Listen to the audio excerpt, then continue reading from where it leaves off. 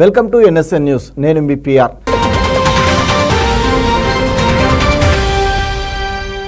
బీజేపీతో బీఆర్ఎస్ చీకటి ఒప్పందం చేసుకుని కాంగ్రెస్ సర్కార్ను కూల్చాలని చూస్తున్నారని ఎక్సైజ్ టూరిజం శాఖ మంత్రి జూపల్లి కృష్ణారావు ఫైర్ అయ్యారు. రాజ్యాంగాన్ని నిలబెట్టడం కోసమే తమ ప్రయత్నమని ఆయన అన్నారు. నిరంజన్ రెడ్డి నీతులు వల్లిస్తుంటే ప్రజలు నవ్వుకుంటున్నారని విమర్శించారు. హైదరాబాద్లోని సిఎల్పి కార్యాలయంలో మంత్రి జూపల్లి కృష్ణారావు మీడియాతో మాట్లాడారు. రాజ్యాంగం ప్రకారం బీఆర్ఎస్ నడుచుకుంటే కాంగ్రెస్ అధికారంలోకి వచ్చేది కాదని అభిప్రాయపడ్డారు మంత్రి. రాజ్యాంగం ప్రజాస్వామ్యాన్ని రక్షించేందుకే కాంగ్రెస్కు ప్రజలు అధికారం ఇచ్చారన్నారు మంత్రి జూపల్లి. అవినీతి సంపాదనతో ఆనాడు కేసీఆర్ పార్టీ ఫిరాయింపులకు పాల్పడ్డారని ఆరోపించారు జూపల్లి కృష్ణారావు. అవినీతి రాచరిక వ్యవస్థతో పాలన సాగింది కాబట్టే ప్రజలు మిమ్మల్ని దించితే ప్రజలే తప్పు చేశారంటూ మాట్లాడుతున్నారని ధ్వజమెత్తారు జూపల్లి. నిరంజన్ రెడ్డి నీతులు వల్లిస్తుంటే ప్రజలు నవ్వుకుంటున్నారని విమర్శించారు ఎక్సైజ్ శాఖ మంత్రి. ప్రజలు కాంగ్రెస్ పాలనను మెచ్చి కేసీఆర్కు పార్లమెంటులో 0 ఇచ్చారన్నారు టూరిజం శాఖ మంత్రి జూపల్లి. ఇక గ్లాసులో మందు పోసినందుకే కొడుకు సంతోష్కు రాజ్యసభ ఇచ్చినప్పుడు ఎందుకు మాట్లాడలేదని నిరంజన్ రెడ్డిని నిలదీశారు మంత్రి జూపల్లి కృష్ణారావు. కేసీఆర్, నిరంజన్ రెడ్డిలకు కాంగ్రెస్ ప్రభుత్వాన్ని, రాహుల్ను విమర్శించే నైతిక హక్కు లేదన్నారు మంత్రి. ఇప్పటికైనా పిచ్చి పిచ్చి మాటలు కేసీఆర్, నిరంజన్ రెడ్డిలు మానుకోవాలని సూచించారు ఎక్సైజ్ టూరిజం శాఖ మంత్రి జూపల్లి. తెలంగాణ గ్రూప్ 1 అభ్యర్థులకు అలర్ట్. గ్రూప్ 1 ప్రిలిమ్స్ ఫలితాలను రాష్ట్ర పబ్లిక్ సర్వీస్ కమిషన్ ఇవాళ విడుదల చేసింది. ప్రాథమిక కీపై అభ్యంతరాలు పరిశీలించిన తర్వాత తుది కీతో పాటు ఫలితాలు వెల్లడించింది. రిజల్ట్ను టీజీపీఎస్సీ వెబ్సైట్లో చెక్ చేసుకోవచ్చని కమిషన్ అధికారులు తెలిపారు. తెలంగాణ రాష్ట్రంలో గ్రూప్ 1 పరీక్ష రాసిన విద్యార్థులు రిజల్ట్ను టీజీపీఎస్సీ వెబ్సైట్లో చెక్ చేసుకోవచ్చని కమిషన్ అధికారులు తెలిపారు. గ్రూప్ 1 మెయిన్స్కు 31,382 మంది అభ్యర్థులు అర్హత సాధించినట్లు వెల్లడించారు. జూన్ 13న ప్రిలిమినరీ కీతో పాటు ప్రధాన ప్రశ్నపత్రాన్ని అభ్యర్థుల లాగిన్తో అందుబాటులో ఉంచారు. ప్రాథమిక కీపై అభ్యంతరాలు స్వీకరించిన తర్వాత నిపుణుల అభిప్రాయాలు తీసుకుని నేడు తుది కీతో పాటు ఫలితాలను టీజీపీఎస్సీ విడుదల చేసింది. అక్టోబర్ 21 నుంచి 27 వరకు గ్రూప్ 1 మెయిన్స్ పరీక్షలు నిర్వహించనున్నట్లు ప్రకటించింది. పరీక్షకు వారం రోజుల ముందు నుంచే అభ్యర్థులు హాల్ టికెట్లు డౌన్లోడ్ చేసుకోవచ్చని స్పష్టం చేసింది. మరోవైపు టీజీపీఎస్సీ ఆధ్వర్యంలో నిర్వహించిన గ్రూప్ 1 పరీక్ష మెయిన్స్కు అభ్యర్థుల ఎంపిక 1:50 నిష్పత్తిలో కాకుండా 1:100 నిష్పత్తిలో చేయాలని రాష్ట్రంలో విద్యార్థి సంఘాలు, కొందరు అభ్యర్థులు నిరసనలు చేపట్టిన విషయం తెలిసిందే. అయితే టీజీపీఎస్సీ మాత్రం గ్రూప్ 1 మెయిన్స్కు 1:50 నిష్పత్తిలోనే ఎంపిక ఉంటుందని స్పష్టం చేసింది. సాధారణ పరిపాలన శాఖ జారీ చేసిన జీవో 2955 నిబంధనల మేరకు అభ్యర్థుల ఎంపిక ఉంటుందని ప్రకటన కూడా చేసింది. కాగా టీజీపీఎస్సీ ప్రకటనపై కొందరు అభ్యర్థులు హైకోర్టును ఆశ్రయించారు. 1:100 నిష్పత్తిలో ఎంపిక చేసి ప్రతిభ గల అభ్యర్థులకు న్యాయం చేయాలని పిటిషన్ వేశారు. ఇందుకు స్పందించిన న్యాయస్థానం ఈ సమస్యను చట్టానికి లోబడి త్వరితగతిన కమిషన్ చర్యలు తీసుకోవాలని సూచించింది. హైకోర్టు ఇచ్చిన ఈ ఉత్తర్వులను పరిశీలించిన టీజీపీఎస్సీ 1:100 పద్ధతి సాధ్యం కాదని తేల్చి చెప్పింది. ప్రస్తుతం ఏ విధానం 1:50 ఉందో దాన్నే కొనసాగిస్తామని నేడు ప్రధాన కీతో పాటు ప్రిలిమినరీ పూర్తి ఫలితాలను విడుదల చేసింది.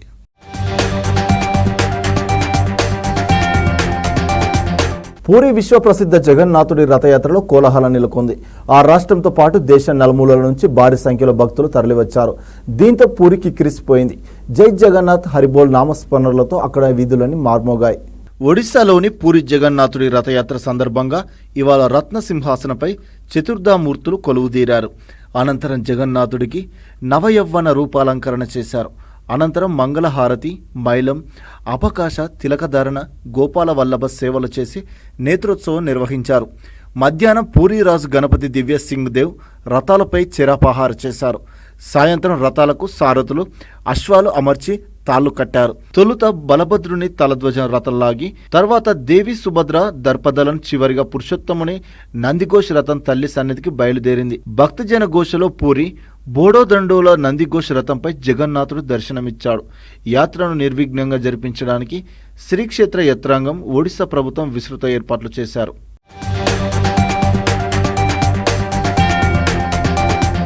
రాబోయే బడ్జెట్లో ఆయుష్మాన్ భారత్ పథకంపై కేంద్ర ప్రభుత్వం కీలక ప్రకటనలు చేసే అవకాశం ఉంది. ఈ పథకం కింద లభించే బీమా 10 లక్షలకు పెంచే యోచనలో ఉన్నట్టు తెలుస్తుంది. ప్రస్తుతం ఆయుష్మాన్ భారత్ కింద 5 లక్షల బీమా లభిస్తున్న విషయం తెలిసిందే. ఎన్డీఏ ప్రభుత్వం ఆయుష్మాన్ భారత్ ఆరోగ్య బీమా లబ్ధిదారుల సంఖ్యను 2 చేసేందుకు కేంద్ర ప్రభుత్వం యోచిస్తుంది. వచ్చే 3 ఏళ్లలో ఈ లక్ష్యాన్ని చేరుకోవాలని ప్రణాళికలు రచిస్తుంది. తొలుత 70 ఏళ్లు పైబడిన వారిని ఈ పథకంలో భాగం చేయడం ద్వారా దీన్ని ప్రారంభించనుంది. అలాగే బీమా హామీ మొత్తాన్ని సైతం పెంచే ఆలోచనలో ఉన్నట్లు జాతీయ ఆరోగ్య ప్రాధికార సంస్థ అధికారులు వెల్లడించారు. ఈ ప్రతిపాదనలకు ప్రభుత్వం పచ్చ జెండా ఊపితే ఖజానాపై ఏటా మరో 12,076 కోట్ల భారం పడనున్నట్లు అధికారులు వెల్లడించారు. ఈ విషయంపై ప్రభుత్వం చాలా సీరియస్గా సమాలోచనలు జరుపుతోందని తెలిపారు. ఈ ప్రణాళికలు కార్యరూపం దాలిస్తే దేశంలో 3/2 మంది ఆరోగ్య బీమా పరిధిలో వస్తారని వివరించారు. ప్రస్తుతం ఆయుష్మాన్ భారత్ కింద 5 లక్షల హామీ మొత్తం లభిస్తున్న విషయం తెలిసిందే. దీన్ని 10 లక్షలకు పెంచే విషయాన్ని కూడా ప్రధానంగా చర్చిస్తున్నట్లు పేర్కొన్నారు. వీటిలో కొన్నింటిని రాబోయే కేంద్ర బడ్జెట్లో ప్రభుత్వం ప్రకటించే అవకాశం ఉన్నట్లు సమాచారం. ఫిబ్రవరిలో ప్రవేశపెట్టిన తాత్కాలిక బడ్జెట్లో ఆయుష్మాన్ భారత్ ప్రధానమంత్రి జన ఆరోగ్య యోజనను 12 కోట్ల కుటుంబాలకు విస్తరినట్లు ప్రకటించింది. తద్వారా కేటాయింపులను 7,200 కోట్లకు పెంచింది. మరో 646 కోట్లు ఆయుష్మాన్ భారత్ హెల్త్ ఇన్ఫ్రాస్ట్రక్చర్ మిషన్కు కేటాయించింది. ఆయుష్మాన్ భారత్ యోజనను 70 ఏళ్లు పైబడిన వారికి సైతం విస్తరిస్తున్నట్లు జూన్ 27న జరిగిన పార్లమెంట్ ఉభయ సభల సంయుక్త సమావేశంలో రాష్ట్రపతి ద్రౌపది ముర్ము ప్రకటించిన విషయం తెలిసిందే. తద్వారా ఈ పథకంలో మరో 4-5 కోట్ల మంది చేరుతారని అంచనా. PNJAY కింద 5 లక్షల పరిమితిని 2018లో విధించారు. ద్రవ్యోల్బణం, వైద్య ఖర్చులు పెరిగిన నేపథ్యంలో దాన్ని రెండింతలు చేయాలనే డిమాండ్ గత కొంతకాలంగా వినిపిస్తుంది. 2021లో నీతి ఆయోగ్ ఓ నివేదికలో దాదాపు 30% మంది మధ్యతరగతి ప్రజలు ఆరోగ్య బీమాకు దూరంగా ఉన్నట్లు తెలిపింది. ఈ నేపథ్యంలో ఆయుష్మాన్ భారత్ను పెద్ద ఎత్తున విస్తరించాల్సిన అవసరం ఉందని సూచించింది. PMJAY సహా రాష్ట్ర ప్రభుత్వాలు అమలు చేస్తున్న ఆరోగ్య పథకాల ద్వారా దేశంలో అట్టడుగున ఉన్న దాదాపు 50% మందికి అత్యవసర వైద్య ఖర్చులు అందుతున్నాయని అంచనా. మరో 20% మంది సామాజిక స్వచ్ఛంద ప్రైవేటు ఆరోగ్య బీమా కింద నమోదు చేసుకున్నారు. మిగిలిన 30% మంది మాత్రం ఎలాంటి ప్రయోజనాన్ని పొందడం లేదు. వారిని కూడా బీమా పరిధిలోకి తీసుకురావడమే కేంద్ర ప్రభుత్వ లక్ష్యమని అధికార వర్గాలు తెలిపాయి. ఈ వర్గం కోసం తక్కువ వ్యయంతో మెరుగైన ఆరోగ్య బీమా ప్రోడక్ట్లను రూపొందిస్తున్నట్లు పేర్కొన్నాయి.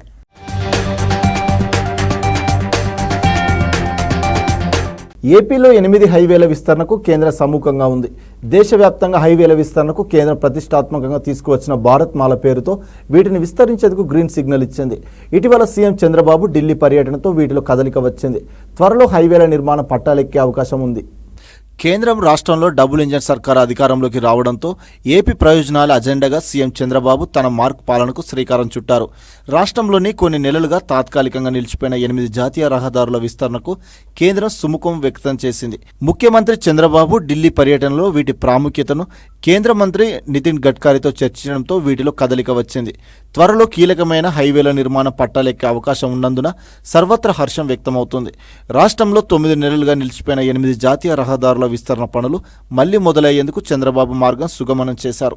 చంద్రబాబు ఢిల్లీ పర్యటనలో వీటి విస్తరణ ఆవశ్యకతను కేంద్ర మంత్రి గడ్కరీ దృష్టికి తీసుకెళ్లడంతో ఆయన సానుకూలంగా స్పందించారు. త్వరలో ఈ పనులు పట్టాలెక్కేందుకు అవకాశం ఏర్పడింది. భారత్ మాల పరియోజన కింద దేశవ్యాప్తంగా 2 లక్షల కోట్ల రూపాయలతో జాతీయ రహదారుల విస్తరణ పనులు చేపట్టారు. NHల బడ్జెట్కు మించి పనులు మంజూరవడంతో గత నవంబర్ నుంచి వీటిని తాత్కాలికంగా నిలిపివేయాలని కేంద్రం ఆదేశించింది. కాగా ఆగిపోయిన నేషనల్ హైవేలలో కొండమూడు పేరుచెర్ల కీలకమైనది. పల్నాడు జిల్లా పిడుగురాళ్ల సమీపంలోని కొండమూడు నుంచి గుంటూరు సమీపంలోని పేరుచెర్ల వరకు 50 కిలోమీటర్లు 4 వరుసలుగా విస్తరణకు 1,032 కోట్ల రూపాయలతో టెండర్లు పిలిచారు. కాంట్రాక్టర్ ఎంపికయ్యాక LOA ఇచ్చే దశలో ఆగిపోయింది. గుంటూరు జిల్లా నుంచి హైదరాబాద్కు రాకపోకలు చేసేవారికి ఈ రహదారి అత్యంత కీలకంగా ఉంది.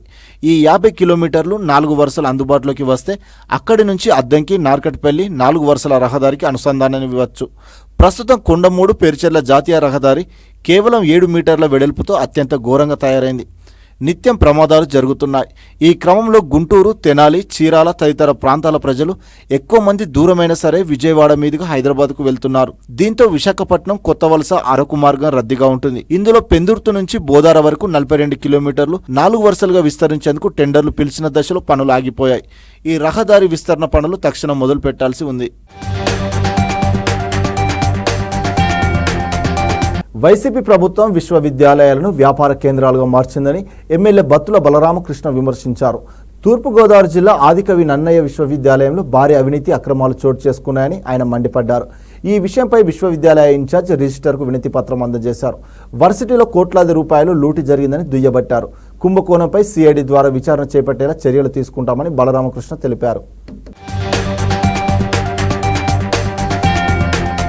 అందరికీ పిల్లలకి మంచి విద్యాబోధంతో పాటు వాళ్ళకి ఒక మంచి భవిష్యత్తు అనేది ఏర్పడతాని చెప్పేసి ప్రభుత్వం అప్పట్లో బాగా ఆలోచించి ఇక్కడ నన్నయ్య యూనివర్సిటీని తీసుకొచ్చింది. ఈ 2019 నుంచి 2024 సంవత్సరంలో పూర్తిగా అవినీతిమయం అయిపోయింది. ప్రతి విషయంలోనూ కూడా దోపిడీ. ఇక్కడ టెండర్ల విషయంలో కూడా వాళ్ళకి కావలసిన విధంగా ఇక్కడ టెండర్ కండిషన్స్ పెట్టి బినామీలు వాళ్ళకి కావలసినటువంటి బంధువులకి, వాళ్ళకి కావలసినటువంటి స్నేహితులకి, వాళ్ళ అనుచరులకి టెండర్లు వచ్చే విధంగా టెండర్లు పిలుచుకున్నారు. పేమెంట్లు కూడా గవర్నమెంట్ దగ్గర లేవని చెప్తే కూడా యూనివర్సిటీ నుంచే పేమెంట్లు డిపార్ట్మెంట్ ట్రాన్స్ఫర్ చేసి కాంట్రాక్టులు పేమెంట్లు చేశారు. ఎలక్షన్ నోటిఫికేషన్ వచ్చిన తర్వాత కూడా ఆ రోజు ఉన్నటువంటి అధికారంలో ఉన్నటువంటి పార్టీ తాలూకు నాయకులు యొక్క బంధువులకి, స్నేహితులకి, వాళ్ళ యొక్క అనుచరులకి కూడా ఇక్కడ సుమారు 40 మందికి ఉద్యోగాలు ఇచ్చారు అని అంటే ఎంత దోపిడీకి గురవుతుందో మనం అర్థం చేసుకోవాలి. ఎవరైనా సరే ఉద్యోగం చేయాలి అని అంటే వాళ్ళ యొక్క విద్యా ప్రమాణాలు ఎలా ఉన్నాయి, వాళ్ళ సర్టిఫికేట్స్ వెరిఫికేషన్ అనేది కూడా చూడకుండా వీళ్లే సపోర్ట్ చేసి దొంగ సర్టిఫికేట్లతో ఉద్యోగాలు ఇచ్చినటువంటి పరిస్థితి ఇక్కడ ఉంది. ప్రతి విషయంలోని ఎంప్లాయీస్ విషయంలో గానీ అన్ని విషయాల్లో కూడా చాలా అక్రమాలు జరిగినాయి. ముఖ్యంగా వైస్ ఛాన్సలర్ గారు కూడా ఆయన రిజైన్ చేసి కూడా ఫైల్ మీద సంతకం పెడుతున్నాడు అనేది కూడా మాకు సమాచారం వచ్చింది. పూర్తి స్థాయిలో కోట్లాది రూపాయలు ఇక్కడ లూటీ జరిగింది ఈ యూనివర్సిటీలో. విద్యార్థులకు హాస్టల్ విషయంలో కూడా న్యాయమైన ప్రమాణాలు పాటించకుండా వాళ్ళ సరైన భోజనం గానీ వసతులు గానీ లేవు. అసలు విద్యార్థులు కట్టినటువంటి హాస్టల్ ఫీజులు ఏమైనా కూడా అర్థం కాని పరిస్థితి ఉంది ఇక్కడ. దీని మీద పూర్తి స్థాయిలో సిఐడి ఎంక్వైరీ చేయించి ఈ యొక్క యూనివర్సిటీలో అక్రమాలన్నీ కూడా బయటకు తీసి ప్రజాసొమ్ము ఎవరెవరు తీసుకున్నారో ప్రతి రూపాయి కక్కిస్తామని చెప్పేసి తెలియజేస్తాం. ఏపీ అభివృద్ధి చెందాలన్న ఉద్దేశంతోనే ప్రజలు కూటమి ప్రభుత్వానికి అధికారాన్ని కట్టబెట్టారని విజయవాడ తూర్పు ఎమ్మెల్యే గద్దె రామ్మోహన్ రావు అన్నారు. పాలిక్లినిక్ రోడ్డులోని జీవి రాధామాధవ్ అపార్ట్మెంట్ వాసులు రామ్మోహన్ రావు దంపతులకు ఆత్మీయ సన్మాన కార్యక్రమం నిర్వహించారు. ఇందులో పాల్గొన్న రామ్మోహన్ రావు రాష్ట్ర వ్యాప్తంగా అనేక పరిశ్రమలు నెలకొల్పి నిరుద్యోగ యువతకి ఉపాధి అవకాశాలు కల్పిస్తామన్నారు. అవినీతి పాలనపై విసిగిపోయి వైసీపీని ప్రజలు ఘోరంగా ఓడించారన్నారు. నారా చంద్రబాబు నాయుడు గారి నాయకత్వంలో రాబో కాలంలో ప్రతి ఒక్కరు కూడా ఒకళ్ళొకళ్ళు సహకరించుకుంటూ ఈ రాష్ట్రంలో ఉద్యోగ కల్పన చేయాలని చెప్పి ప్రైవేట్ పార్ట్నర్షిప్ అనే కార్యక్రమంతో ప్రతి ఒక్కరు కూడా నిరుద్యోగులుగా ఎవరు ఉండకూడదని చెప్పి అటు స్వయం ఉపాధిగా స్వయంగా సొంతంగా వ్యాపారాలు పెట్టుకునేది కానివ్వండి, అందరూ చదువుకోవాలా, చదువుకున్న ప్రతి ఒక్కరు కూడా ఉద్యోగ కల్పన జరగాలని చెప్పి ఒకే ఒక ధ్యేయంతో ముందుకు వెళ్తా ఉన్నారు. ఈ రాష్ట్రాన్ని గాడిలో పెట్టడానికి కానివ్వండి, ఈ రాష్ట్రంలో యువత భవిష్యత్తు కాపాడాలని కానివ్వండి, ఆయన పడిన శ్రమ గత 5 సంవత్సరాలు మనం చూసాం. ఇప్పుడు జరిగిన ఎలక్షన్ కూడా ఒక ప్రత్యేకమైన ఎలక్షన్. ఈ రాష్ట్రాన్ని కాపాడుకోవాలనే ఒకే ఒక సంకల్పంతో ప్రతి ఒక్కరు కూడా పనిచేయడం వల్ల ఇన్ని వేల ఓట్ల మెజార్టీతో అభ్యర్థులు గెలవడం జరిగింది. నారా చంద్రబాబు నాయుడు గారి యొక్క ఆవేదన, ఆయన పడిన ఇబ్బందులు, ఈ 5 సంవత్సరాల్లో ఆయన అవమానించిన తీరు, అలాంటి వ్యక్తి చేతిలో ఖచ్చితంగా మన రాష్ట్రం ముందుకు వెళ్ళటమే కాకుండా ప్రతి ఒక్కరు కూడా ప్రశాంతంగా ప్రజాస్వామ్యబద్ధంగా ఎవరి ఆలోచనకు వాళ్ళ తగ్గట్టు బతికే విధంగా వాళ్ళ సమాజం తీర్చిదిద్దబడబోతోందని కూడా మీ అందరికి తెలియజేస్తూ నారా చంద్రబాబు నాయుడు గారు, పవన్ కళ్యాణ్ గారు, మోడీ గారు ఇలా ముగ్గురు కూటమి కూడా బలమైన శక్తిగా మారింది. తెలంగాణ సీఎం రేవంత్ రెడ్డి జిల్లాల పర్యటనకు ముహూర్తం ఫిక్స్ అయింది. సొంత జిల్లా మహబూబ్ నగర్ నుంచి రేవంత్ జిల్లాల టూర్కు శ్రీకారం చుట్టనున్నారు. ఈ మేరకు ఈ నెల 9వ తేదీన పాలమూరు జిల్లాలో రేవంత్ రెడ్డి పర్యటించనున్నారు. జిల్లా టూర్ సందర్భంగా ఉమ్మడి మహబూబ్ నగర్ డిస్టిక్ అభివృద్ధిపై సీఎం అధికారులతో సమీక్ష నిర్వహించనున్నారు. ముఖ్యంగా జిల్లాలోని సాగునీటి ప్రాజెక్టులు, విద్య, వైద్యంపై రివ్యూ చేయనున్నారు. కాగా ఇటీవల సీఎం రేవంత్ రెడ్డి వరంగల్ జిల్లాలో పర్యటించిన విషయం తెలిసిందే.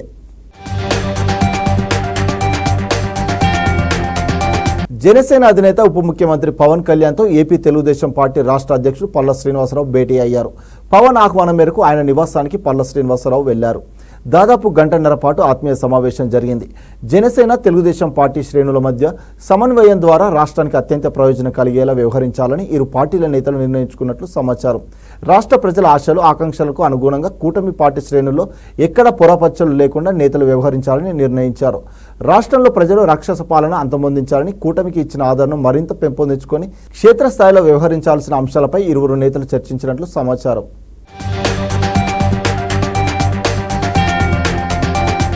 సిద్దిపేట జిల్లా కేంద్రంలోని పబ్లిక్ సర్వెంట్స్ అసోసియేషన్ భవన్లో టీఎన్జీఓ 4వ తరగతి ఎస్టీయూల సర్వసభ్య సమావేశం నిర్వహించారు.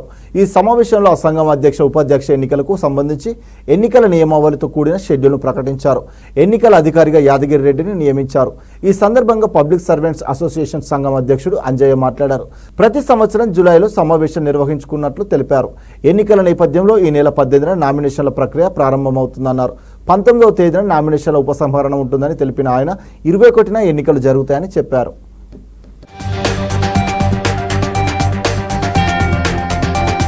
ఎస్డబ్ల్యూ భవన్ ప్రతి సంవత్సరము జూలైలో సర్వసభ్య సమావేశం నిర్వహించుకొని మళ్ళీ ఎన్నికలు నిర్వహించుకోవడం జరుగుతుంది. ఈరోజు సర్వసభ్య సమావేశము జరుపుకోవడం జరుగుతుంది. తర్వాత 21 నాడు ఎన్నికలు ఉంటాయి. ఎన్నికల అధికారిగా శ్రీ సందిరెడ్డి యాదిరెడ్డి గారిని నియమించడం అనేది 18వ తారీఖు నాడు నామినేషన్లు ఉంటాయి. 19వ తారీఖు నాడు ఉపసంహరణ ఉంటుంది. 21 నాడు ఏకగ్రీవం కాకపోతే ఎన్నికలు అవుతాయి. ప్రతి సంవత్సరం కూడా ఇదే షెడ్యూల్ను మా కార్యవర్గ సభ్యులందరూ కూడా ఫాలో అయ్యి ఎప్పటిలాగానే బైలా ప్రకారం ఈ ఎన్నికలు నిర్వహించుకుంటున్నాం. Thank you. Telangana CM Revanth Reddy AP ముఖ్యమంత్రి చంద్రబాబుల భేటీపై మాజీ ఉపరాష్ట్రపతి వెంకయ్యనాయుడు స్పందించారు. ఈ మేరకు ఎక్స్ వేదికగా ఆయన ఇంట్రెస్టింగ్ ట్వీట్ చేశారు. 2 తెలుగు రాష్ట్రాల మధ్య అపరిష్కృతంగా ఉన్న అన్ని అంశాల పరిష్కారమే లక్ష్యంగా AP CM Chandrababu, Telangana CM Revanth Reddy భేటీ కావడం ఒక మంచి ముందడుగని తెలిపారు. 2 తెలుగు రాష్ట్రాల ముఖ్యమంత్రులు ఇదే స్ఫూర్తితో ముందుకు సాగి ఉభయ రాష్ట్రాల మధ్య అపరిష్కృత అంశాలపై వీలైనంత త్వరలో అంగీకారానికి వస్తారని ఆశిస్తున్నానని ట్వీట్ చేశారు. ఈ ట్వీట్కు ప్రజాభవన్లో చంద్రబాబుకు సీఎం రేవంత్ రెడ్డి స్వాగతం పలికిన ఫోటోను ట్యాగ్ చేశారు. డెమోక్రాటిక్ పార్టీ తరఫున అధ్యక్ష అభ్యర్థిగా జో బైడెన్ పోటీపై ఆయన సన్నిహితుడు హవాయి గవర్నర్ జోష్ గ్రీన్ కీలక వ్యాఖ్యలు చేశారు. పోటీలో ఉండాలా లేదా అనే విషయంపై కొన్ని రోజుల్లో బైడెన్ తన నిర్ణయం వెల్లడిస్తారని తెలిపారు. గ్రీన్ ఇటీవల బైడెన్ సహా ఇతర డెమోక్రాటిక్ పార్టీకి చెందిన గవర్నర్లతో సమావేశమయ్యారు. అధ్యక్ష రేసు నుంచి వైదొలగాలని బైడెన్ భావిస్తే ఆ స్థానంలో కమలా హ్యారిస్ను ఆయన ప్రతిపాదించే అవకాశం ఉందని తెలిపారు. ఆ పదవికి తాను తగిన వాడిని కాదని భావిస్తే ఆయన ఖచ్చితంగా పక్కకు జరుగుతారన్నారు. మరోవైపు వయసులో ట్రంప్ సైతం తక్కువేమీ కాదని గ్రీన్ గుర్తు చేశారు. బైడెన్ కంటే కేవలం 3 ఏళ్లు మాత్రమే ట్రంప్ చిన్నవారని అన్నారు. అధ్యక్షుడికి వయసుతో సంబంధం లేదని, బాధ్యతలకు కట్టుబడి ఉండడం మాత్రమే ముఖ్యమని వ్యాఖ్యానించారు. గ్రూప్ 1 మెయిన్స్కు అర్హత సాధించిన 31,382 మంది అభ్యర్థులకు ముఖ్యమంత్రి రేవంత్ రెడ్డి ఎక్స్ వేదికగా శుభాకాంక్షలు తెలిపారు. అక్టోబర్ 21-27 మధ్య జరిగే మెయిన్స్ పరీక్షల్లో కూడా వారు విజయం సాధించాలని ఆయన ఆకాంక్షించారు. ప్రాథమిక పరీక్షలో విజయం సాధించలేకపోయిన అభ్యర్థులు నిరుత్సాహపడొద్దని సూచించారు. జీవితంలో లక్ష్యాన్ని నిర్దేశించుకోవడం, దానికోసం ప్రయత్నించడం, విజయం సాధించే వరకు ప్రయత్నాన్ని విరమించకపోవడం ఒక వ్యాపకంగా పెట్టుకున్న వారు ఎప్పటికైనా విజయ తీరాలను చేరుతారని సీఎం రేవంత్ రెడ్డి పేర్కొన్నారు. సినీ హీరో రాజ్ తరుణ్ తనను వదిలించుకోవాలని చూస్తున్నారని నటి లావణ్య ఆరోపించారు. అతనితో తనకు ప్రాణభయం ఉందన్నారు. తనను కావాలనే డ్రగ్ అడిక్ట్ లాగా క్రియేట్ చేస్తున్నారని ఆందోళన వ్యక్తం చేశారు. మస్తాన్తో తనకి ఎలాంటి సంబంధాలు లేవని, రాజ్ తరుణ్ మాల్విని పెళ్లి చేసుకోవాలని చూస్తున్నారని, అందుకే లేనిపోని ఆరోపణలు చేస్తున్నారని తెలిపారు. రాజ్ తరుణ్ నాకు ఫస్ట్ ఏం చేశాడంటే నాకు అమౌంట్ యాక్సెస్ కట్ చేశాడు. దాని తర్వాత నా మీద చెడుగా చెప్పాలి, యాంటీగా చెప్పాలి. యాంటీగా ఏమున్నాయి చెప్పడానికి? నా పైన ఉన్న డ్రగ్ కేసు చూపిస్తున్నాడు, మస్తాన్ పైన ఉన్న కేసు చూపిస్తున్నాడు. ఇంకా అది అర్థం చేసుకోవాలి. నేను ఇప్పుడు అతను హీరో అయ్యాక రాలేదు అతని లైఫ్లోకి. అతను వైజాగ్లో ఉన్నప్పటి నుంచి మేము పరిచయం మాకు. అండ్ తను ఉయ్యాల జంపాల సినిమాకి ఏడీగా వర్క్ చేస్తున్నప్పుడు కూడా మేము కలిసే ఉండేవాళ్ళం, అంటే పక్క పక్కన ఫ్లాట్. కొత్త హీరో ఇప్పుడు నేను ఒకటి ప్రాబ్లం అవ్వద్దు అని నేను కోరుకుంటాను. అండ్ అతను కూడా అప్పుడే చెప్పొద్దు, will take the time and will let people know అని చెప్పారు. నన్ను వదిలించుకోవాలి అదే రీజన్ అయితే ఇన్ని 10 సంవత్సరాలు ఆగాల్సిన అవసరం లేదు. ఇదే మాట రాజ్ తరుణ్ ఆ రోజు అరెస్ట్ అయినప్పుడు ఎందుకు బయటకు వచ్చి చెప్పలేదు? అప్పుడే చెప్పేసి ఉంటే జైలు నుంచి బయటకు వచ్చాక కూడా ఇదంతా ఉండేది కాదు కదా. ఏవండి, నేను మీకు ఫొటోస్ ఇచ్చాను, వీడియోస్ ఇచ్చాను, బ్యాంక్ ట్రాన్సాక్షన్స్ ఇస్తాను, కాల్ లిస్ట్ ఇస్తాను, అండ్ వాళ్ళ హోటల్ స్టే ఇస్తాను. ఇంతకంటే ఇంకేం చెప్పాలి నాకు తెలియదు. కాల్ రికార్డింగ్స్ కూడా నా దగ్గర ఉన్నాయి. ఆ మెసేజ్ మాల్వి మల్హోత్రా వాళ్ళ తమ్ముడు చెప్పాడు, రాజ్ కూడా చెప్పాడు. ఇప్పుడు నువ్వు మళ్ళీ లోపలికి వెళ్తే బయటికి కూడా రావు అని చెప్పాడు. గతంలో టీడ్కో గృహాలను 90% పూర్తి చేస్తే వైసీపీ ప్రభుత్వం వాటిపై రూపాయి కూడా ఖర్చు చేయలేదని ఏపీ మంత్రి నిమ్మల రామానాయుడు మండిపడ్డారు. టీడ్కో గృహాలను బ్యాంకులో తాకట్టు పెట్టి లబ్ధిదారులను తీవ్ర ఇబ్బందులకు గురిచేశారని ఆగ్రహం వ్యక్తం చేశారు. పశ్చిమ గోదావరి జిల్లా పాలకొల్లులో టీడ్కో గృహాల సముదాయంలో మంత్రి నిమ్మల టీడీపీ కార్యకర్తలతో కలిసి శ్రమదానం చేశారు. అక్కడ ఉన్న పిచ్చి మొక్కలు, మట్టి గుట్టలను తొలగించారు మంత్రి. ఎంతో కష్టపడి శ్రమించి మేము 2 సంవత్సరాల్లో 90% పూర్తి చేశాం. మరి ఈవేళ ఈయన అధికారంలోకి వచ్చిన తర్వాత జగన్మోహన్ రెడ్డి ₹1 దీని మీద ఖర్చు పెట్టకపోగా మేము కట్టినటువంటి ఇళ్లను సైతం బ్యాంకులకి తాకట్టు పెట్టి ఒక్కొక్కరి నెత్తి మీద 3,80,000 ఈ రోజు వడ్డీతో కలుపుకుంటే 8-10 లక్షల రూపాయల చొప్పున నా పాలకొల్లు నియోజకవర్గంలోనే మేము కట్టినటువంటి ఈఎన్టీఆర్ టిట్కోళ్ల మీద 180 కోట్ల రూపాయలు ఈవేళ ఆయన తనఖా పెట్టి ఆయన అకౌంట్లోకి తరలించుకున్నటువంటి పరిస్థితి. ఆంధ్రప్రదేశ్ రాష్ట్రంలో చూస్తే దగ్గర 7-8 వేల కోట్ల రూపాయలు ఎన్టీఆర్ టిట్కోళ్లను తాకట్టు పెట్టి మరి జగన్మోహన్ రెడ్డి తీసుకున్నటువంటి పరిస్థితి. మరి ఆ తాకట్టు పెట్టినటువంటి డబ్బులు కూడా కొన్ని కనీసం ఆ ఎన్టీఆర్ టిట్కో ఇళ్ళు బ్యాలెన్స్ వర్క్ పూర్తి చేయడానికి కూడా ఉపయోగించాలా. ఏమైపోయినాయి? ఉచిత ఇసుక విధానాన్ని పటిష్టంగా అమలు చేసేందుకు ఏర్పాట్లు పూర్తి చేశామని ఏపీ మంత్రి కొల్లు రవీంద్ర తెలిపారు. 120 స్టాక్ పాయింట్లలో ఉన్న ఇసుకను ప్రజల అవసరాలకు అనుగుణంగా అందిస్తామన్నారు. గనుల శాఖ పత్రాల దగ్ధం కేసు విచారణ వేగవంతంగా సాగుతుందని, తప్పు చేసిన ఏ ఒక్కరిని వదలబోమని మంత్రి హెచ్చరించారు. ఉచితంగా ఇసుక వాళ్ళు ఎక్కడ కావాలంటే అక్కడికి వెళ్ళి వాళ్ళు ఏ వెహికల్లో తెచ్చుకుంటే ఆ వెహికల్లో అక్కడ నమోదు చేసుకుని అక్కడ సీనరైజ్ కట్టుకుని లోడింగ్ ఛార్జ్ కట్టుకుని డైరెక్ట్గా వాళ్ళు శాండ్ తెచ్చుకుని పని చేసుకోవచ్చు. గత ప్రభుత్వంలో అయితే ఆన్లైన్లో కట్టాలి, వాడు ఎప్పుడు పిలుస్తాడో తెలీదు. సైట్ ఏమో ఊరికి అలా చిటుకుమని ఆన్ అయినది చిటుకుమని ఎగిరిపోయేది. బ్లాక్ మార్కెట్లో ఎత్తుక్కోవాల్సినటువంటి పరిస్థితి వచ్చేది. 475 రూపాయలు టన్ ఇసుక 475 రూపాయలు కొనుక్కోవాల్సి వచ్చిన పరిస్థితి వచ్చేది. మళ్ళీ ట్రాన్స్పోర్టేషన్ అన్నీ ఎక్స్ట్రా. కానీ ఇవాళ ఒక్క పైసా కూడా ప్రభుత్వం వసూలు చేయకుండా ఫ్రీగా శాండ్ ఇస్తా ఉంది. కన్స్ట్రక్షన్ ఇవాళ చాలా వేగవంతంగా పరిగెత్తడానికి చాలా అవకాశాలు ఉన్నాయి. ఇది చాలా శుభపరిణామం అని కూడా తెలియజేసుకుంటూ గైడ్ లైన్స్ అన్ని కూడా రేపు ఎల్లుండిలో మొత్తం కూడా నిన్ననే వీడియో కాన్ఫరెన్స్లో అధికారులందరూ కూడా ఇన్స్ట్రక్షన్స్ ఇవ్వడం జరిగింది. రీచ్లు ఐడెంటిఫై చేశారు. దాదాపు 43 లక్షల టన్నుల శాండ్ ఇవాళ అవైలబుల్గా ఉంది. 120 స్టాక్ పాయింట్స్ని వాళ్ళు ఐడెంటిఫై చేయడం. 120 స్టాక్ పాయింట్స్లో ఇవాళ శాండ్ అవైలబుల్ ఉంది. ఇది కాకుండా నదుల్లో ఉన్నటువంటి ఏదైతే షిల్ట్ ఉందో ఆ షిల్ట్ కూడా తీసేదానికి అవకాశం ఉంది. మొత్తం 1 కోటి టన్నుల శాండ్ని రాబోయే 3 నెలల్లో ప్రజలకు అందుబాటులో ఉంచాలనేది రాష్ట్ర ప్రభుత్వ లక్ష్యం. దానికి తగిన విధంగా అన్ని ఏర్పాట్లు కూడా చేయడం జరుగుతుంది. దాని మీద పోలీసు అధికారులు విచారణ చేస్తున్నారు. దాన్ని వేరే డిపార్ట్మెంట్స్ చూస్తున్నాయి. పొల్యూషన్ కంట్రోల్ బోర్డుకి సంబంధించింది సమీర్ శర్మ గారికి సంబంధించినటువంటి వాళ్ళని చెప్పి వాళ్ళని ఇంట్రాగేట్ చేస్తున్నారు. అంతా కూడా చాలా ఉన్నాయి, చాలా విషయాలు ఉన్నాయి. అధికారులు తప్పిదాలు ఉన్నాయి, దాంట్లో పాలకులు చేయించిన తప్పిదాలు ఉన్నాయి. వాళ్ళందరినీ కూడా రాబోయే కాలంలో ఒకటొకటి బయటకు తీస్తారు. ఏపీలోని తూర్పుగోదావరి జిల్లా ఎర్రపాలెంలోని బ్యాంక్ ఆఫ్ బరోడాలో సిబ్బందిగా పనిచేస్తున్న ఓ వ్యక్తి మోసం చేశారంటూ డ్వాక్రా మహిళలు ఆందోళనకు దిగారు. బ్యాంకులో పనిచేస్తున్న బత్తుల నాని అనే వ్యక్తి 70 పొదుపు సంఘాల సొమ్మును బ్యాంకులకు చెల్లించకుండా మోసం చేశారని బాధిత మహిళలు ఆరోపించారు. 80 లక్షల రూపాయల వరకు కాజేసినట్లు తెలిపారు. న్యాయం చేయాలని బాధితులు డిమాండ్ చేశారు. నిన్నటి నుంచి పాపం చాలా మంది చాలా బాధపడుతున్నారండి. కలెక్టర్ గారి దగ్గరికి వెళ్ళాలంటే మాకు వెళ్ళే అవకాశం లేదండి. ఏమంటారు ఏంటనేది మాకు భయం. ఎంతమంది ఉన్నారు కానండి ఎరంపాళ్ళు ఒక్కళ్ళు కూడా మేము చేస్తామని మేము వస్తామని ఒక్కళ్ళు కూడా లేరండి. అసలనే మీరే ఏదో న్యాయం చేయాలండి. 4వ నెల 2022లో మేము లోన్ తీసుకున్నామండి.